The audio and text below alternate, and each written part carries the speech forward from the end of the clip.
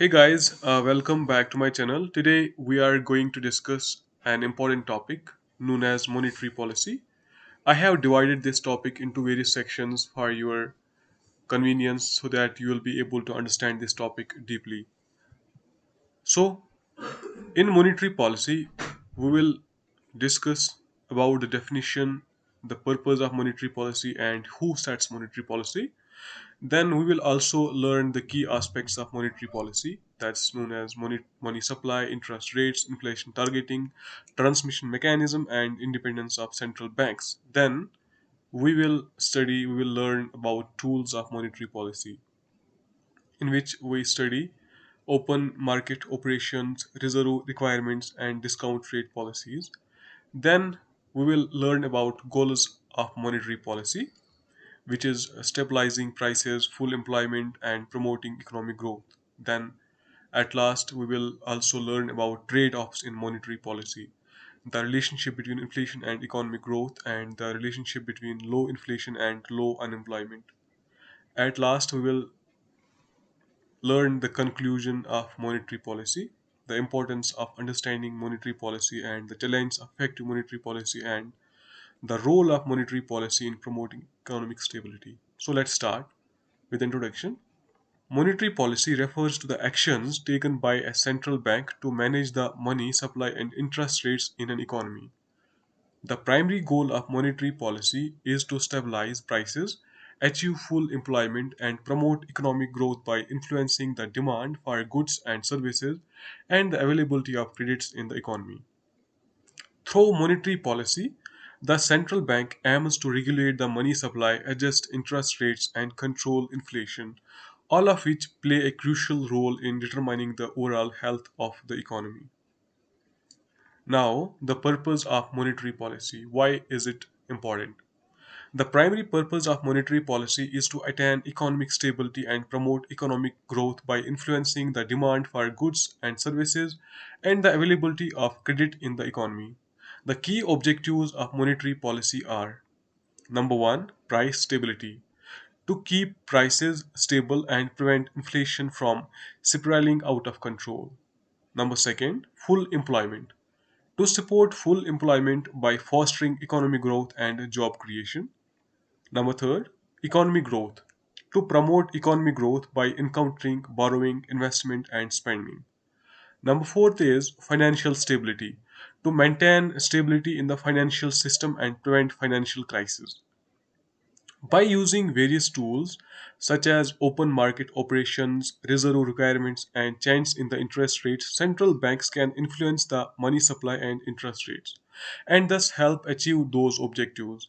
Effective monetary policy requires a deep understanding of the economy, good communication with the public, and the ability to make quick, informed decisions. So, the next question is, who sets monetary policy? Monetary policy is typically set by central bank of a country.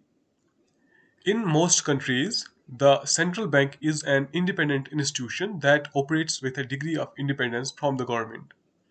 This independence allows central banks to make decisions that may be unpopular but necessary for achieving their policy goals, such as controlling inflation and promoting economic stability. Examples of well-known central banks include Federal Reserve System, which is also known as the Fed in the US, the European Central Bank (ECB) in Europe, and the Bank of Japan (BOJ short form). Each central bank has its own mandate, tools, and decision-making process, but all play a crucial role in setting monetary policy and maintaining the stability of the financial system. The second thing which we need to learn about monetary policy is the key aspects of it. The first key aspect of monetary policy is money supply. The money supply refers to the total amount of money available in an economy at a given time, including cash in circulation, demand deposits, and other forms of money such as saving deposits, money market securities, and time deposits. The central bank is responsible for managing the money supply and ensuring the stability to maintain economic stability and promote economic growth. Second, interest rates. Interest rates refer to the cost of borrowing money and the return on saving or investing money. They are the price of money and play a crucial role in determining spending, borrowing, and investment decisions in an economy. Interest rates are set by central banks, commercial banks, and other financial institutions and can be influenced by various factors, including inflation, economic growth, and monetary policy. In monetary policy, interest rates are used as a tool to control the money supply and influence economic activity. For example, if a central bank raises interest rates, it becomes more expensive to borrow money, which can slow down spending, borrowing, and investment. Conversely, if the central bank lowers interest rates, borrowing becomes cheaper, which can stimulate spending, borrowing, and investment. Interest rates also play a crucial role in determining the cost of borrowing for consumers, business, and governments, and can affect the exchange rates, inflation, and the overall health of the economy.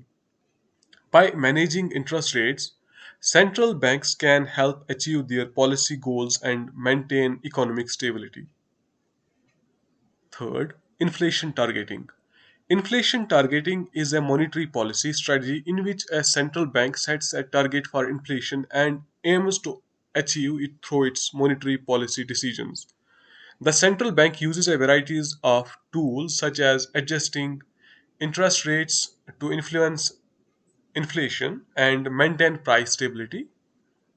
Inflation targeting was first introduced in New Zealand in the early 1990s and has since been adopted by many countries, including Australia, Canada, UK, and the European Union.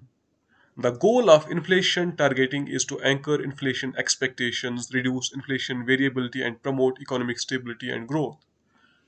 Under an inflation targeting framework, the central bank sets a target inflation rate and announces its target publicly. The central bank then uses its monetary policy tools to achieve the target, adjusting interest rates and the money supply as necessary. The central bank also provides regular reports on its monetary policy stance and the state of the economy and regularly communicates with the public to build trust and confidence in its monetary policy decisions. Inflation targeting has been shown to be effective in reducing inflation and promoting economic stability, but it's not without its challenges. The central bank must balance its inflation target with other economic goals, such as full employment, and must be flexible in its approach to monetary policy in order to respond to changing economic conditions. The next is transmission model. The transmission mechanism is a process through which monetary policy affects the economy. It describes how changes in monetary policy, such as adjustments to interest rates, impact spending, borrowing, and investment decisions, leads to changing in economic activity. The transmission mechanisms can be divided into three stages. Impact on interest rates. Changes in monetary policy, such as adjustment to the central bank's benchmark interest rate, impact the cost of borrowing and the return on saving. This influences borrowing and spending decisions by households, business, and governments. Impact on aggregate demand. Changes in interest rates and borrowing costs impact aggregate demand, which refers to the total amount of goods and services demanded in an economy. Higher interest rates and borrowing costs can lead to a decrease in aggregate demand, while lower interest rates and borrowing costs can lead to an increase in aggregate demand. Next, impact on prices and output. Changes in aggregate demand impact prices and output in the economy. Higher aggregate demand leads to higher prices and increased economic activity, while lower aggregate demand leads to lower prices and decreased economic activity. The transmission mechanism is not immediate and can take time to play out as changes in monetary policy take time to filter through the economy. However, by influencing interest rates, borrowing and spending decisions, and economic activity, the transmission mechanism is an important tool for the central bank to achieve its policy goals, such as controlling inflation and promoting economic stability. The next is independence of central banks. Central bank independence refers to the ability of a central bank to maintain monetary policy decisions without political interference. Independent central banks are designed to be insulated from political pressure, allowing them to make monetary policy decisions based on economic considerations and their mandate, rather than political considerations. The independence of central banks is seen as important for several reasons. First, maintaining price stability. An independent central bank is better able to focus on its primary goal of maintaining price and stability and controlling inflation without being swayed by political pressures that might compromise its ability to achieve this goal. The next thing is promoting economic stability by making monetary policy free from political influence. An independent central bank can help promote economic stability and reduce the risk of inflationary pressure on financial instability. The next thing is building credibility. Central bank independence can help credibility with the public and financial markets as it demonstrates that monetary policy decisions are based on economic considerations rather than political considerations. There are different levels of central bank independence, ranging from full independence, where the central bank has completely autonomy to make monetary policy decisions, to limited independence, where the central bank decision making authority is subject to political oversight. The independence of central banks has been a subject of debate and has been challenged in some countries, particularly during times of economic stress when the central bank monetary policy decisions may be seen as impacting economic conditions. However, in general, the central bank independence is seen as important for promoting economic stability and ensuring the effectiveness of monetary policy. Third, tools of monetary policy. Open market operations. Okay, so what do we mean by open market operations? Open market operations refer to the buying and selling of government securities by a central bank in order to influence the money supply and short term interest rates. By purchasing government securities, the central bank can inject money into the financial system, increasing the money supply and lowering short term interest rates. By selling government securities, the central bank can remove money from the financial system, decreasing the money supply and raising short term interest rates. Open market operations are a primary tool used by central banks to implement monetary policy. Second, reserve requirements. Reserve requirements refer to the minimum amount of funds that a commercial bank must hold in reserve, either as cash or as a deposit with the central bank. By adjusting reserve requirements, the central bank can influence the amount of money that commercial banks have available to lend and thereby influence the money supply and interest rates. Third, discount rate policies. The discount rate is the interest rate at which commercial banks can borrow funds from the central bank. By adjusting the discount rate, the central bank can influence the cost of borrowing for commercial banks and thereby influence interest rates and the money supply. These three tools, open market operations, reserve requirements, and discount rate policies, are the primary tools used by central banks to implement monetary policy. Central banks use a combination of these tools to achieve their policy goals, such as controlling inflation, promoting economic growth, and ensuring financial stability.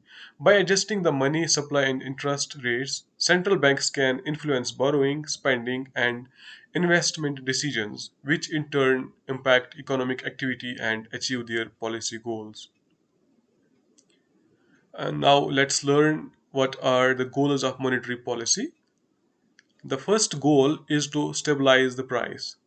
Stabilizing prices, also known as controlling inflation, refers to the goal of keeping the general price level of goods and services stable over time. Central banks use monetary policy to achieve this goal by adjusting the money supply and interest rates to manage demand and prevent inflationary pressure from building up in the economy. Second, full employment. Full employment refers to the goal of ensuring that Individuals who are willing and able to work have access to employment. Central banks use monetary policy to support full employment by fostering a strong economy with low unemployment and stable prices. By maintaining low inflation and promoting economic stability, monetary policy can create conditions that support full employment.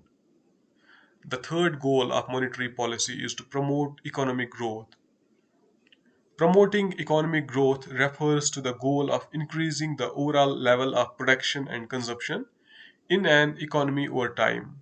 Central banks use monetary policy to support economic growth by fostering a stable and favorable environment for investment, spending, and borrowing. By maintaining low inflation and ensuring financial stability. Monetary policy can help to encourage investment and spending, which in turn drives economic growth. Last, trade offs in monetary policy.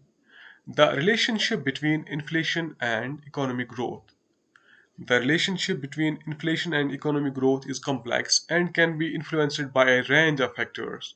In general, low and stable inflation is seen as being beneficial for economic growth.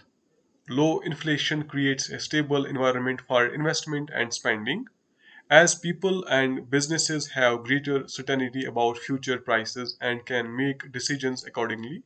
On the other hand, high and unpredictable inflation can lead to uncertainty, reduce investment, and slow economic growth.